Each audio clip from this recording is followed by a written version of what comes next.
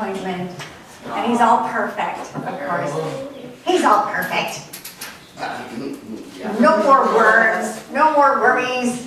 Everybody got D-worms. He got his first shots. Yes, I know. But I have to tell you, the puppies, the other puppies, their first appointment with the vet was when they were like 8, 9 weeks. And only one of them weighed 10 pounds. The rest were like 7, 8, 9. He's 7 weeks at 10 pounds. So can we foresee the future a little bit? Hey, look, hon. Look at those paws. Hey, look at my paws. I know. So now this comes with a warning. He's all about teeth right now. And he's all about claws. And this is just in his nature to do. This is how wolves learn how to hunt. They start with you first. So I've already started with the bruised ankles and the slashed calves. And Paul's got one stitched finger. So basically what I'm saying is he does not like to be held like this, except, you know, he'll take it from me. You can pet him, but he does get squirmish. So just be careful of his mouth and be careful of the claws and his climbing. Right now he likes shoelaces more than anything. Yes, I do. And torturing Freedom. Freedom who likes to lie down now and relax. And then he gets attacked by his little brother. The name of my talk today is Love, Sweet Love. And it's in honor of Earth Day, which we just celebrated Wednesday, April 22nd. Now, for me, every day should be Earth Day. And part of what I'm going to talk about today is that. So, and especially the wolf, since we know, we do these educational programs, Nature's Path Healing Center. We're all about the earth and the land and taking care of it, the Native American culture that we embrace. Listen to the birds. The nests are everywhere in this room. Watch your head. Watch your head. I did clean the chairs beforehand. I can't help what happens afterwards. But, they have their nests and they've got their eggs and everything is just blossoming and blooming at this time of year. And of course, freedom, just his name and his representation, the freedom of the land, the wolf that represents the middle of our ecosystem, sits in the middle of our ecosystem as a keystone species.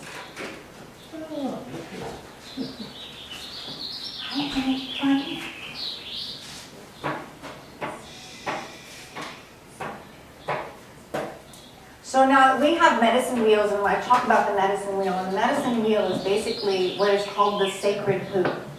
And that's how the Native Americans refer to it. And in this sacred hoop is the representation of all of life, which is sacred.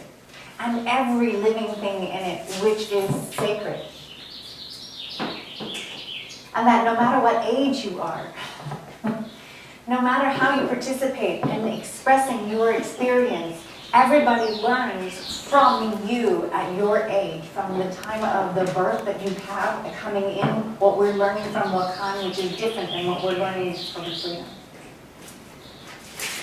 To people who have passed and made it through all the way to the end of the circle. And so everybody's experience and everybody's life force and everybody who participates in everything in the world is enveloped in this sacred hoop, what they call the medicine wheel.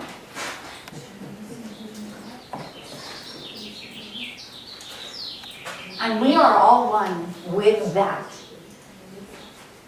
So when I do the burden basket and I do the prayer, and I don't know if you see me, but what we do is, for the Lakota, they start in the West and they start that is the beginning of life.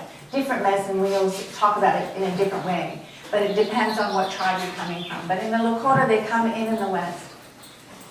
And so you start in the West with a prayer to all the elements that are attributed to that with your prayer. Then to the North, then to the East.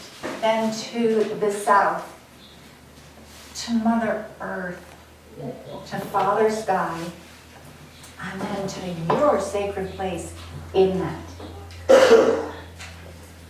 And so every time you pray, every time the Native Americans pray, I forgot to tell you, get your prayer feathers. Every time you pray, you're praying for the entire universe. You're praying for everyone. So you're not just praying for something that you need. If it's a need in you, then it is a need in the universe. And you are calling and asking on that from the universe, expecting it to be here. Because all of creation is here already. And what you do when you're praying and you acknowledge the sacred hoop of life, you're acknowledging that we are one with all of the entire universe and that we are one with creation. And that a prayer for yourself is a prayer for everyone and everything. So let's start off with our morning. Bakan, where are you going? Find under the chairs over there. Can you grab him, Greg?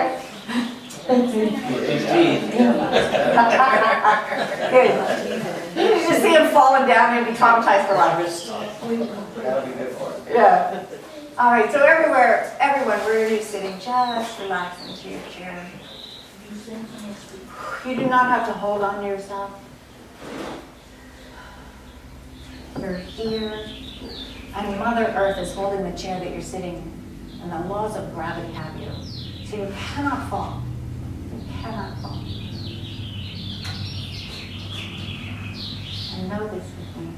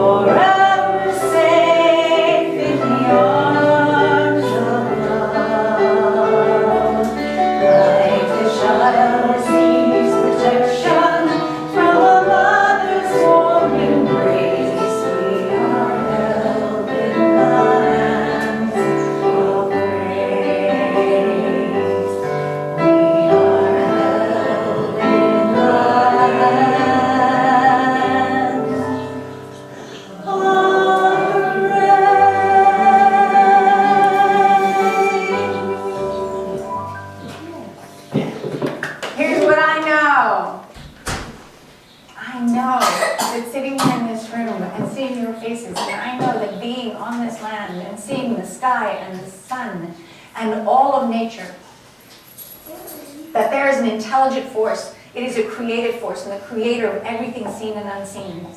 And it is alive and present, and it is endless and infinite. And it flows in, around, and through you at all times. It is the essence of what you are and who you are.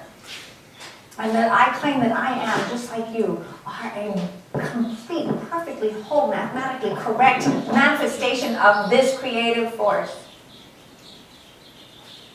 And that force is divine, which makes you divine. So I claim for you right now that your heart's desire is leading you in the direction of your dreams, that your heart's desire informs you, that the inner wisdom that is inside of you, that is being spoken to you, at every moment, if you just listen in here, from the unseen and the seen, that your direction and your path will unfold perfectly as it should in this lifetime. I claim it for you, I know it for you. I'm so grateful to have this knowing. I am so grateful grateful and I say thank you in advance for all the good that is coming for me, the good that is here now, and the good that is coming always. I release this knowing that it is true, knowing that we are held in the hands of grace, that we are held and being taken care of by all the laws of the universe. And I say, and so it is. So to you, aho, amen, namaste. In any language that solidifies and embodies this knowingness in you. Thank you. Woo-hoo. Woo-hoo. This is an ancient Native American proverb you may have heard. Treat the earth well. It was not given to you by your parents. It was loaned to you by your children. We do not inherit the earth from our ancestors. We borrow it from our children.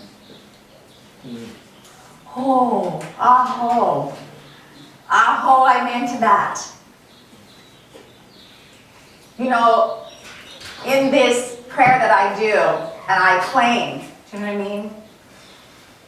An affirmative prayer is that you are asking, you're not praying for some kind of, in a humble way, we ask for what is already ours. Does that make sense to you guys? When you pray, you're really asking for something that is already yours, that you have just kind of forgotten that is there. And when we're reaching out, usually in those desperate moments when we're desperate for what we are needing, what is absent, and you feel shaky, it is a reaching out for knowingness, not for some favor. It is in every single ancient culture. This is a Navajo saying, be careful when speaking. You create the world around you with your words. That is ancient Navajo. In this day and age, and where in my training, it's new thought. I understand that's what the new thought movement, but there's no new about it at all. Nothing new about the laws of the universe and how they work. And I just want to remind you once again, because of where I'm going to go with this talk, that how you use your words manifests your reality. Be careful how you use your words, because once it's spoken, it's a thought made manifest. It is energy into form. So before I go on, I'm going to invite Tommy Joe up with me.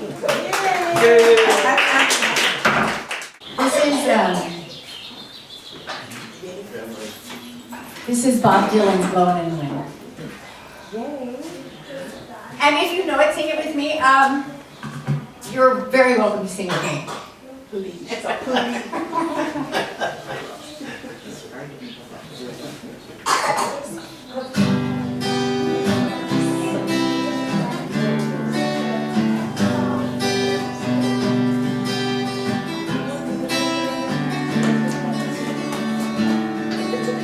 How many roads must a man walk down before they call him a man?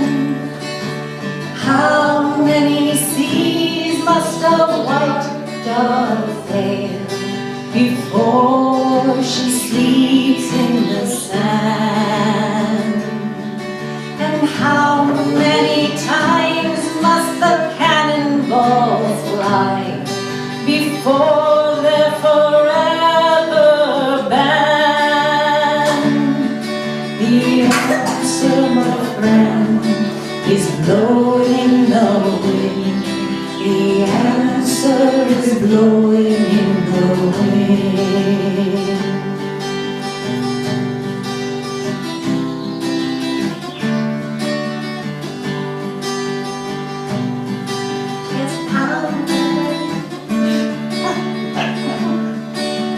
How many years can a mountain exist before it is washed to the sea?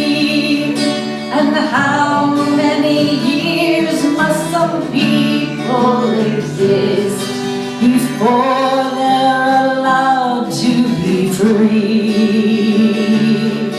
Yes, how many years must a man turn his head, pretending he just doesn't see? The answer, my friend, is blowing in the wind. The answer is blowing in the wind.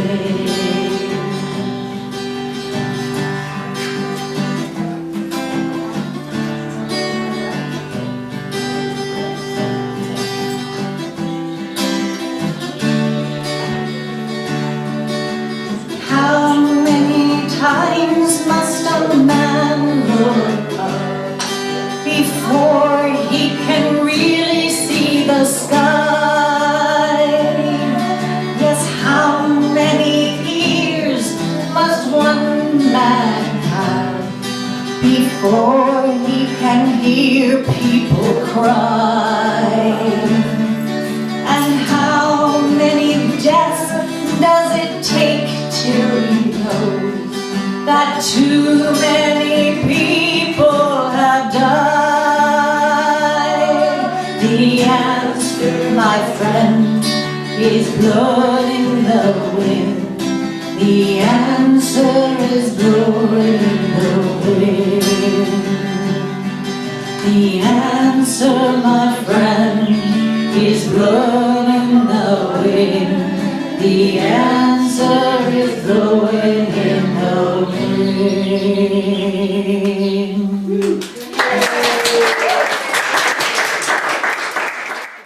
Okay, Bob Dylan wrote that song in 1962. 53 years ago. And for those of you who are not old enough, 53 years ago, to know, I know. Those words still ring true today. And we haven't come that very far, you know? And when we talk about the earth, and when I was a little girl, there was a commercial on, I don't know, you guys remember it, you guys may have seen it, I don't know. Anyway, it was about littering. You know, what we had to worry about the earth was about litter. And of course there was a Native American in full headdress, and I've come to find out that he was not a Native American at all. Right? Iron Eyes Cody. I think he was. Yeah. Iron Eyes Cody. But basically the commercial showed people throwing their trash out the window, which was a common occurrence. For some reason we needed rules and laws and fines before people stopped throwing their trash on the ground. Unbelievable, right? You know, you just think unbelievable. And I find myself picking up trash after people all the time. I was in San Diego years and years ago, and I was walking down, and I was walking behind someone who just unwrapped something and threw it. It's out in the middle, next to the ocean. You're enjoying scenery, and this is just within the last 5 or 6 years. Took her trash, threw it on the ground right behind her. And there's a trash can right in front of you. Like within 10 feet. You can't hold it for another 10 feet.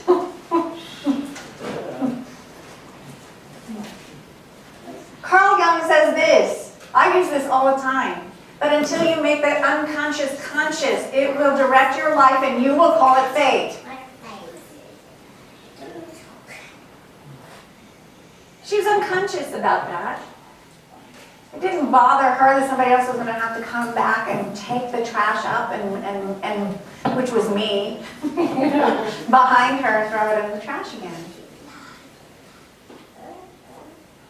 You know, I grew up in Houston, and every single Easter Sunday we went to Galveston.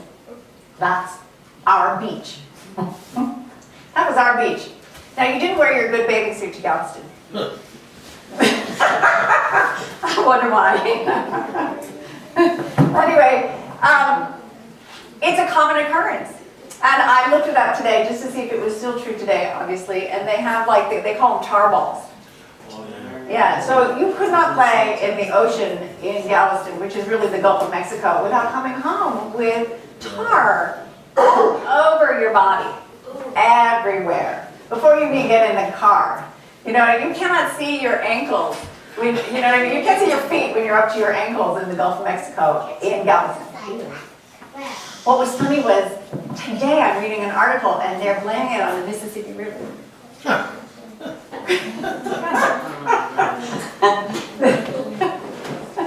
Or a natural occurrence of the oils that, you know what I mean, that we're drilling for, but you know what I mean, has nothing to do with the ships that are drilling offshore or something like this. These big old wads of tar, I swear to God, that we had to go into our garage before we were allowed in the house and get turpentine and wipe it off of our bodies, and off of our feet, off of our shoes, and everything. But you know, we were kids, it was just what we knew.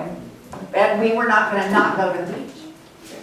But it's still true today that that's what's happening. People still, and there's actually hotels when you go and you visit there and you go on vacation, they have it for you. But they're using baby oil these days. They don't hang you turpentine, you know. And suntan, sunscreen and stuff. Now you know sunscreen did not exist when I was growing up in the 60s. And then in the 70s we got, what was it called? No. Zinc oxide. Zinc oxide. And so that was in the commercials. And it was this white gummy substance that you put on your nose and your cheeks. Because that's the only thing you could protect, because where else can you put it on your body unless you're like walking around, you know, like a white cloud. It was this gross, disgusting waterproof stuff that you couldn't get off your face without cold cream of some kind. It was... But it was the only way to protect your nose. Everybody's laughing at the nose. I don't even know when sunscreen came in, but that was not, you know, we didn't have protection from the sun. We just got burnt. You know, the last permit request to build a refinery in the U.S. was 1975. There's only been one permit request to build an oil refinery in the United States between 1975 and 2000, because of the Environmental Protection Agency. Somehow it's to blame. This agency that was established in December of 1970. Earth Day, believe it or not, was established in April of 1970. So now I'm talking about the consciousness. You know what I mean? It's like we went from litter to really understanding pollution and what it was doing to our environment.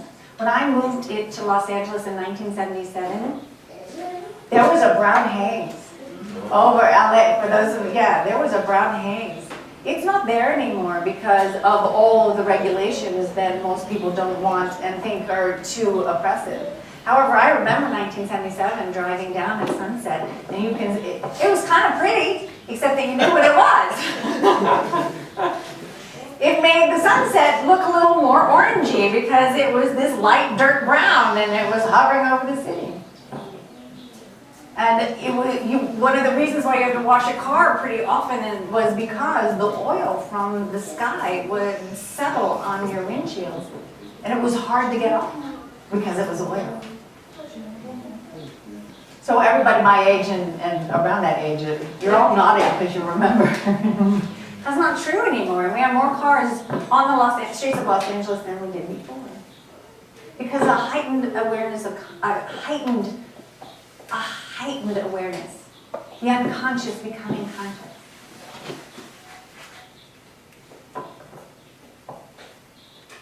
My mother, my poor mother, she gets mentioned every week. I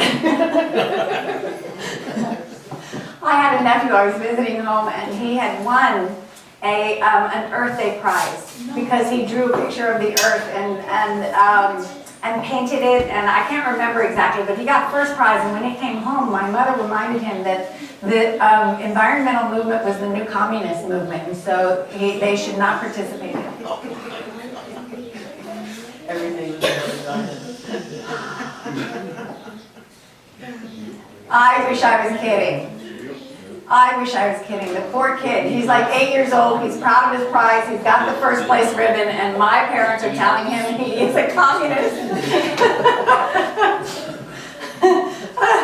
Unbelievable. The environmental movement was the new communist movement. So was it music. So was the music. Anyway, there was a series on recently called The Years of Living Dangerously. Has anybody seen them? Yeah. Did you watch them? Paul and I got through 3. There's 5 still left on it because I got too hard to watch. To know the depths of the reality of what we're doing to the planet everywhere. And including Syria, which, you know what I mean, they believe they can attribute it and trace it back. You know, when you're looking for remember last week when I was talking about you gotta find the weeds, you gotta find the bottom of the weed and pull it out. Find out what the real issue is and where it started. And this series believe it started with the drought that lasted 5 years. That basically took out all the farmers in Syria, and they lost their property, they lost everything they owned, they had no way to make a living and moved to the cities for jobs where they did not exist. With a government that didn't care and had no social services and no way to integrate them. And so when people are starving, they will take up arms. It's just the way it is. So that think about how many years does one man need before you can hear people cry. And then cannonballs start flying. Because we go deaf to any other experience other than our own. And then it's really great to not pay attention to what's happening because it's too hurtful or it feels too overwhelming or too much to take care of. And of course that's what they're saying now, is that we've gone too far. I saw a report this week because it was Earth Day week. I heard a report from a man who is in the top of this field that said, if we don't do something this year, then we're done. Remember what I talked about before about, you know, be careful what you say and what you're manifesting. Even the Pentagon, the Department of Defense, says that climate change, global warming, how we're treating the planet is the #1 priority for Homeland Security. And yet a rider was just attached to that budget bill that will not allow them to use any part of that budget to continue their efforts for green energy exploration. Oklahoma used to have 2 earthquakes per year. They have 2 a day now because of fracking. And they just, in a report, I watched it from Oklahoma and their news stations, that they got the scientists together and the scientists say it's because of fracking. And that day, the legislature came down and said they cannot, it's against the law to put any new regulations on fracking in the state. Until you make the unconscious conscious, it will direct your life and you will call it fate. The World Wildlife Foundation says that Earth has lost half of its species in the last 40 years. Half. And the United States Fish and Wildlife budgets are so cut that wolves, they want to remove wolves off the endangered species list altogether. Because they don't have the money to fight the states and what they want to do with them. And the states are proposing in the United States legislature to remove wolves altogether from the endangered species list and to force states like Washington, Oregon, and California, who have put them on their state's endangered species list, that they're not allowed to do that with wolves. So now you guys know what we do. Do you know what our advocacy is? So if I believed that it was hopeless, if I believed it was too overwhelming, then I wouldn't be standing here this morning. I wouldn't be able to get out of bed.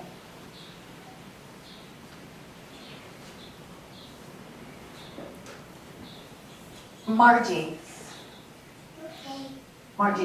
gave me a book that I read often when I need to hear these things. But Dhyani Wahu in Voices of Our Ancestors said this in a preface. In 1969, after generations of secrecy, it was decided to share their teachings with non-native people so that our children would have water to drink and a place to live. Our hearts and the heart of the earth are one. That was in 1969. Remember I told you about our words and consciousness and raising the consciousness? The EPA became law in 1970. When the Native Americans in 1969 decided to open up their teachings and their knowledge because they understood that the earth was in trouble. Now this is scientific evidence by Greg Braden from Greg Braden from The Divine Matrix, and it's a book, Bridging Time, Space, Miracles, and Belief. The minimum number of people required to jumpstart a change in consciousness is the square root of 1% of a population. Now, I don't know what the square root of 1% is. It's one. What? It's one. The square root? Is that it? Okay. Now, he goes on to, this is a better example. In a world of 6 billion people, it requires only 8,000 to jumpstart a shift. Out of 6 billion, it only takes 8,000 to jumpstart a shift. Amazing, although I cannot personally prove the exact formula, it is not difficult to fathom the rippling effect from just one individual. So in one landmark project, it was found that when a small number of participants applied transcendental meditation, the peace was reflected in the world around them. And it was done, this experiment took place in a specified time frame during the Lebanese War of the early 1980s. Interestingly, when the participants stopped their practice, the violence returned.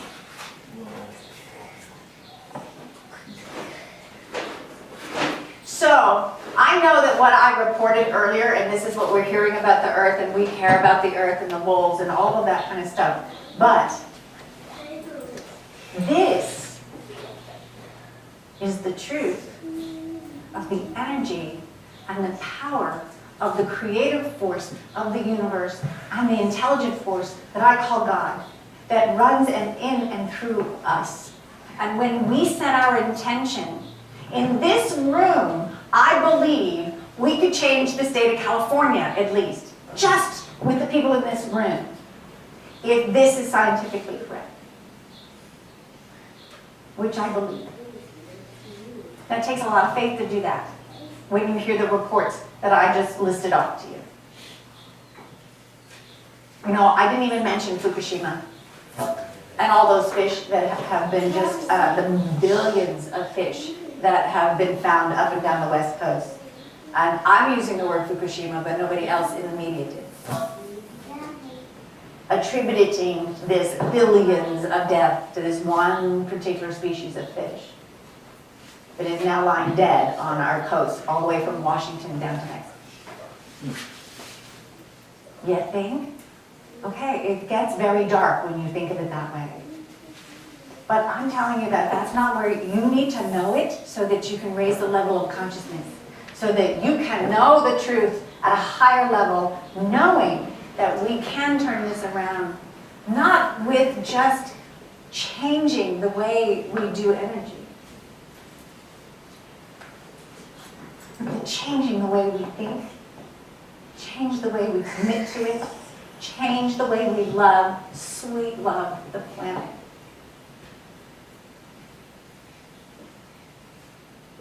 If all of creation is sacred, then every single day it needs to be talked about and treated in a sacred way. And if we can just do that here, I do believe, even though I'm not a mathematic whiz, according to these statistics, if we keep our thoughts and our prayers and our meditation, and if Paul and I and you keep coming here to support our efforts to save the wolves, to save the planet, and that Nature's Path Healing Center is a place where healing happens through nature and our connection back to who we are. Even the birds like it. Black elk everywhere is the center of the world. Everything is sacred. everything on the earth has a purpose. Every disease, an herb to cure it, and every person a mission. This is the Indian theory of existence. So I'll tell you, the Amazon, deforestation has been just taken away. Talk about there is a cure for plant for every disease on the planet. We don't even know it's been taken away. But here's the good news. McDonald's just announced this week, in Earth Day week, that they are not participating in palm oil that's coming from deforestation. I know, you can love that. I got chills just, yes. Thank you. McDonald's, the biggest one. And they're not what? Pardon me? They're not doing what? They're not going to participate with palm oil for their products that they sell doing deforestation in the world. Do you know how huge that is? And it was a little blurb. It was a little bitty thing that I found on the internet, what McDonald's doing. Do you know what I mean? Oh my God! Excuse me. I'm on mic.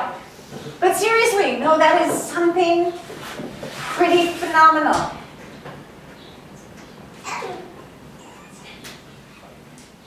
Palm oil in our products that we do off the shelf, this is one of the things that I found out, and what it takes to get that palm oil and what we're doing to the planet as a result of it is irrevocable unless we stop. And McDonald's just set the tone for everybody else because they're going to have to compete with number one. So Burger King is not going to get me next time. You understand? Until they do the same thing.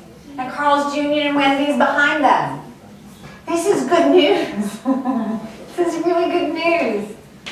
Elon Musk of Tesla, do you guys know him? Yeah. Woo! Elon, he's going to Mars, but He just opened a charging station in Mojave for the Tesla cars. They just opened it last week. Right. Yeah. Well, he announced months ago, Tesla first of all, he's a scientist beyond the beyond, and he's working with NASA, and he's going to he's technologically amazing. And also, I think Solar City is his company. And for solar power, solar energy. And the Tesla,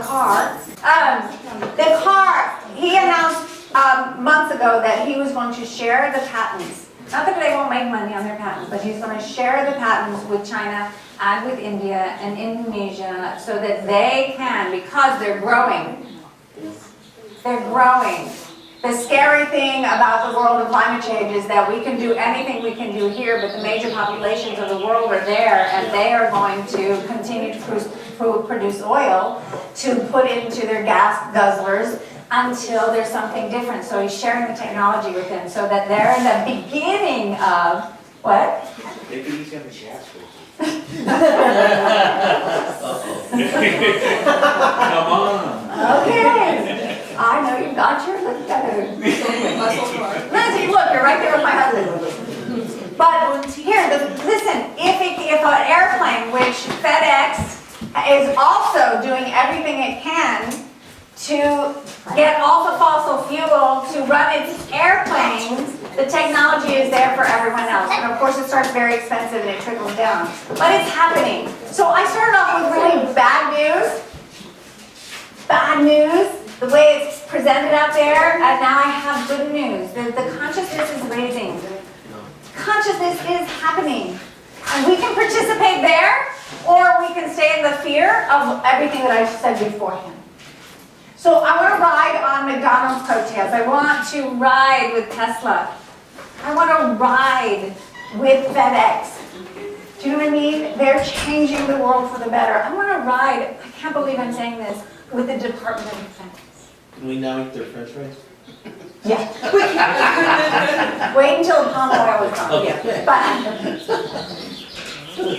Because here's the thing, in the Department of Defense, what we have officers now, people who are running our Defense Department, who are now in the second generation of war, where they lost their lives and their friends' lives, and they lost the lives of their brothers and their sisters, and now they're losing the lives of their daughters and their sons to fuel transport.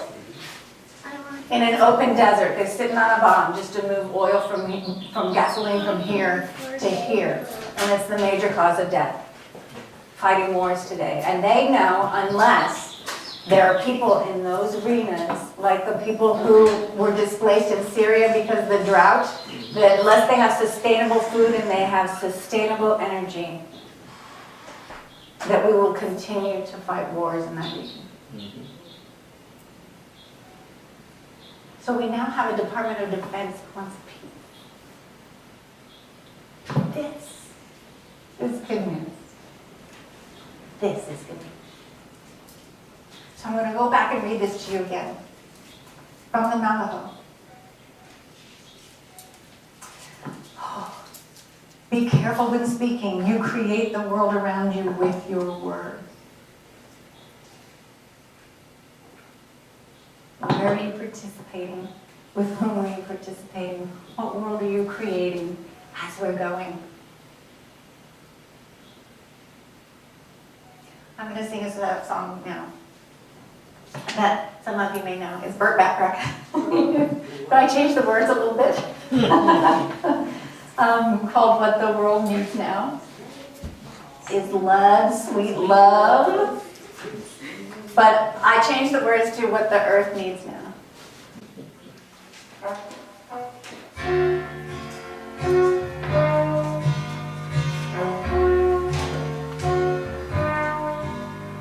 the earth needs now is love, sweet love. It's the only thing that there's just too little of. What the earth needs now is love, sweet love. No, not just for some, but for everyone. Lord, we have sown many mountains. There are mountains and hillsides we want to climb. There are oceans and rivers that we can cross, but will they last till the end of time? What the earth needs now is love, sweet love. It's the only thing that there's just too little of. What the earth needs now is love, sweet love. No, not just for some, but for everyone. Lord, we can't lose another meadow. There are cornfields and wheat fields we need to grow. There are sunbeams and moonbeams that have to shine. Oh, listen, Lord, how can we not know? What the earth needs now is love, sweet love. It's the only thing that there's just too little of. What the earth needs now is love, sweet love. No, not just for some, but for everyone.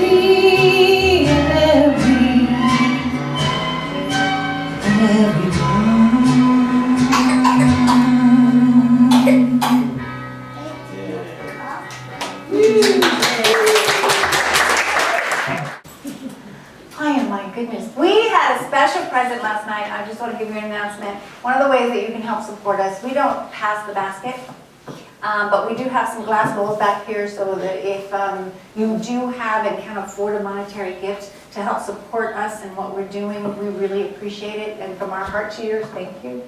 But there's some gifts that have been made by people who come here and donate things for us. And so if you see anything that you like, and we now have some t-shirts.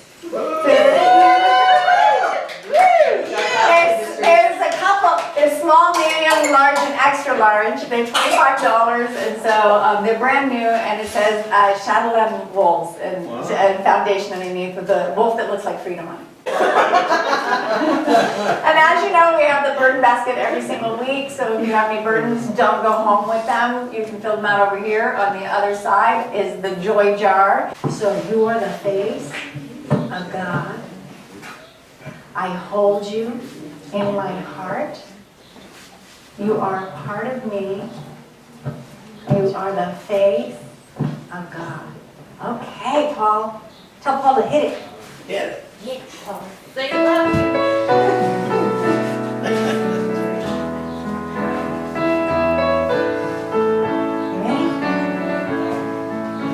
You are the face of God. I hold you in my heart. You are a part of me. You are the face of God. You are the face of God. I hold you in my heart. You are a part of me. You are the face of God. You are a part